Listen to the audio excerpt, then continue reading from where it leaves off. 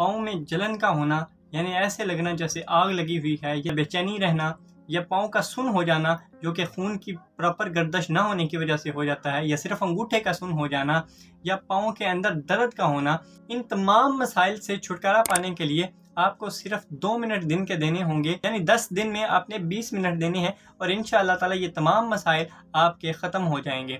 इसमें एक ट्रिक आपको शेयर करूंगा जो सदियों से प्रैक्टिस होती आ रही है। ये बेस करती है फुट रिफ्लेक्सोलॉजी के ऊपर, जिसका मानना ये है कि हमारे पाँव के अंदर पूरे जिस्म के पॉइंट्स होते हैं, यानी कि पाँव ट्रिगर करता है पूरे जिस्म के।